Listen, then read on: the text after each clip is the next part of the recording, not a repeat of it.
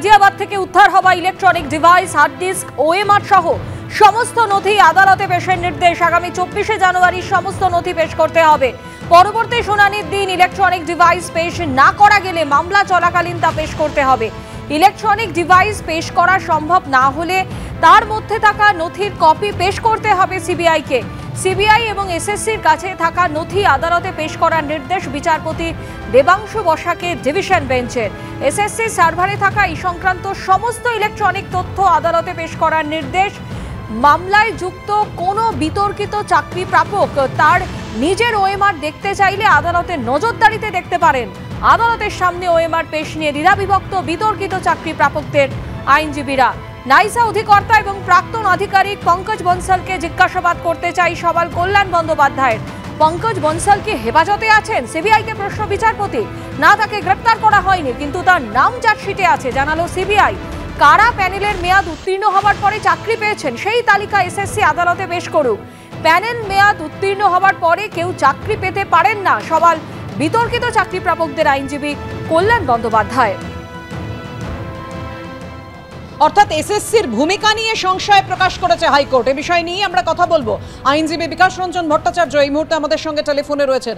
বিকাশ দা, এসএসসির ভূমিকায়, এসএসসি যেহেতু বারবার অবস্থান বদল করেছে, তাই এসএসসির ভূমিকা নিয়ে সংশয় প্রকাশ করেছেন মাননীয় বিচারপতি দেবাংশু বসাস। না, সেই সংশয় তো ইতিপূর্বে সুপ্রিম কোর্টও করেছে।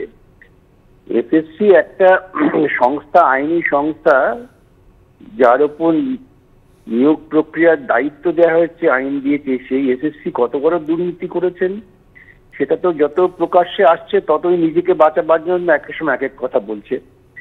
এখন সমস্ত রেকর্ড আদালতের কাছে পেশ হোক, তাহলে আরো আরো অনেক অনেক নতুন তথ্য বেরোবে এবং দুর্নীতিমূলক ভাবে যারা চাকরি পেয়েছেন তাদের কৌশলীরা আদালতে আরো খানিকটা চমকে উঠবেন।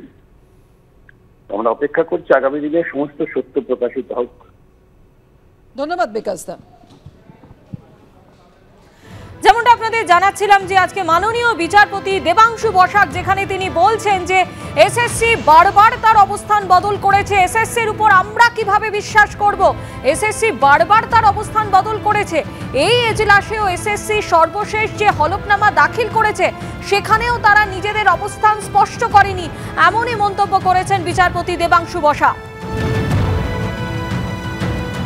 স্কুল সার্ভিস কমিশনের কিছু বলেছেন ওনারা যে কত নাম নাকি ভুয়োভাবে যারা ফেল করার পরেও চাকরি পেয়েছে স্বীকার করছেন অফিসাররা। তো আমার মনে হয় এই তদন্ত এই তথ্যের জন্য আটকে যাচ্ছে। যেমন যারা এখনও যাদেরকে জিজ্ঞাসাবাদ করা হচ্ছে বা যাদের নাম আছে তাদের এটা সহযোগিতা করা উচিত। সমস্ত তথ্য যদি পাওয়া যায় তাহলে গণ্ডগোল কোথায় হয়েছে, গণ্ডগোল কারা করেছেন সব সামনে আসবে। কিন্তু এটাকে লুকিয়ে রেখে অনেক লোককে বাঁচাবার চেষ্টা চলছে।